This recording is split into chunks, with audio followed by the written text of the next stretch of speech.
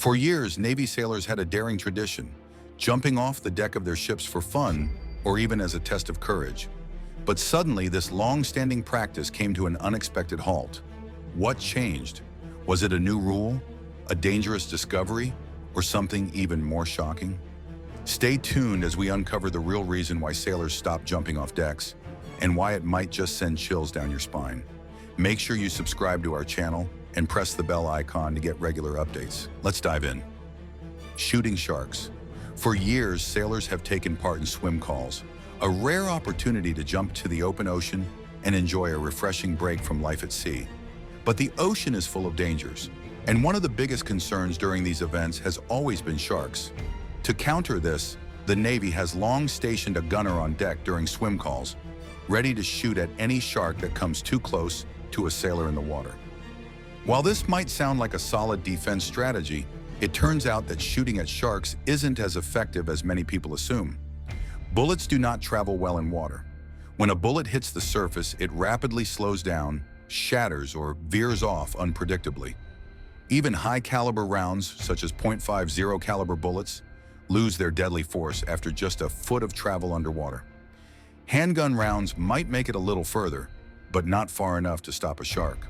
What's worse, if a bullet does hit a shark but doesn't kill it, the animal can become aggressive and even more dangerous than before.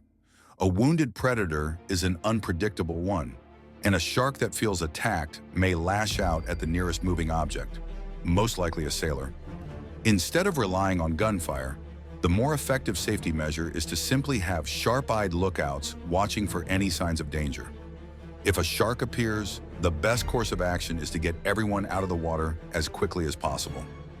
Dangerous high-jump swim calls used to be more than just a chance to relax. They were once an opportunity for sailors to show off their bravery.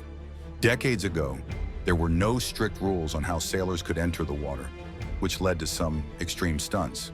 Some would climb the ship's anchor chain and dive off from there, while others, seeking an even bigger thrill, leaped from the flight deck of an aircraft carrier, a heart-stopping 60 feet above the water. There's even a famous story about an Olympic swimmer who was allowed to dive from the very top of the ship's island, a height so dizzying that modern-day sailors can hardly believe it ever happened. While these jumps might have seemed fun at the time, they were also incredibly dangerous. Hitting the water from 60 feet is not the same as diving into a swimming pool. The ocean may look soft and inviting, but at high speeds it can feel as solid as concrete. A bad landing can result in broken bones, concussions, or even internal injuries. And if a sailor is knocked unconscious upon impact, the ocean's powerful currents can pull them under before help arrives. The modern Navy, with its increased focus on safety, has put a stop to these reckless jumps.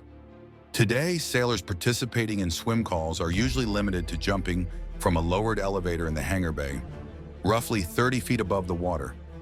Even this height can be intimidating, but it's far safer than the towering leaps of the past.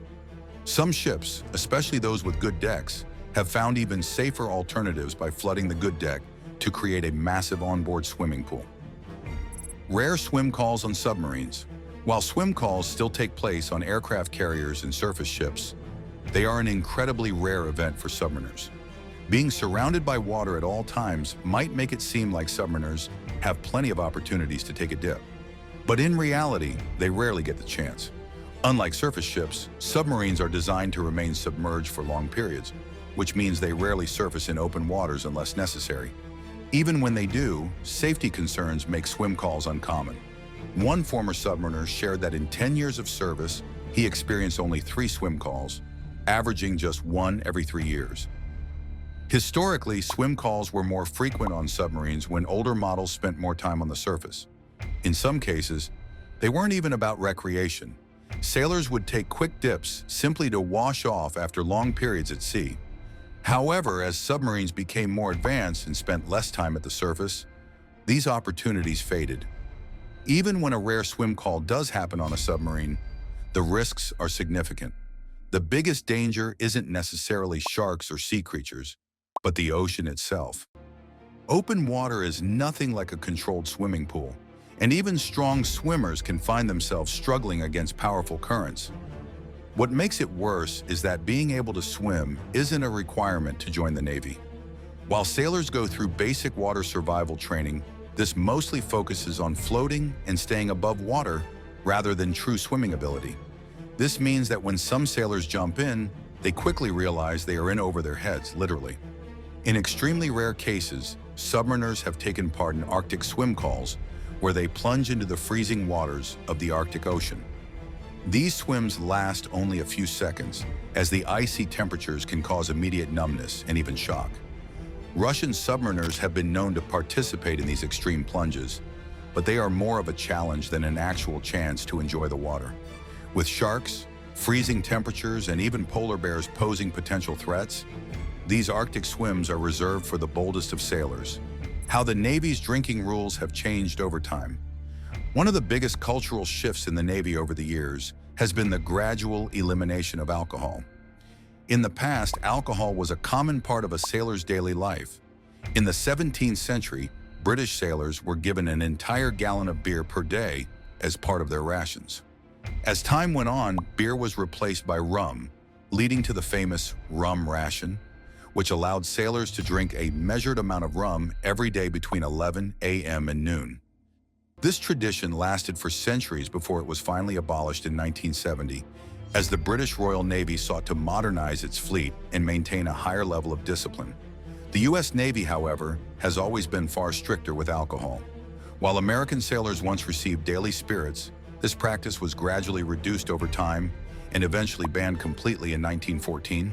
Today, alcohol is not permitted on U.S. Navy ships, with very few exceptions for officers or special occasions. One of the only remaining alcohol traditions in the U.S. Navy is Beer Day, which occurs when a ship has been at sea for 45 consecutive days without a port call. If the ship meets this requirement, the captain may authorize a single beer day where each sailor is allowed 2 beers. The role of morale in keeping a strong Navy. Life in the Navy is not easy. Sailors spend months at sea, far from their families, working long hours under immense pressure. That's why morale-boosting activities like swim calls, steel beach parties, and beer days are so important. They provide sailors with a break from the constant grind of naval operations and help maintain their mental well-being.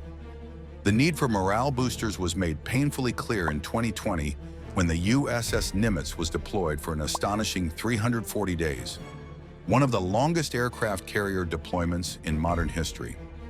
The sailors on board spent nearly a year at sea, with no port calls and no opportunity for a break. To help keep spirits high, the ship's leadership organized a special beach day on the flight deck, turning a section of the ship into a temporary recreation area where sailors could unwind. The days of reckless high jumps and unlimited rum may be gone, but the Navy still understands the importance of fun and tradition. While modern safety rules have changed how swim calls happen, they haven't erased them. Sailors still get their moments of fun, it just comes with a little more caution. After all, the ocean is beautiful, but it's also unforgiving. What do you think? Should the Navy bring back some of these bold traditions, or is safety the top priority? Let us know in the comments. And don't forget to like, subscribe, and hit the bell icon for more updates. Thanks for watching.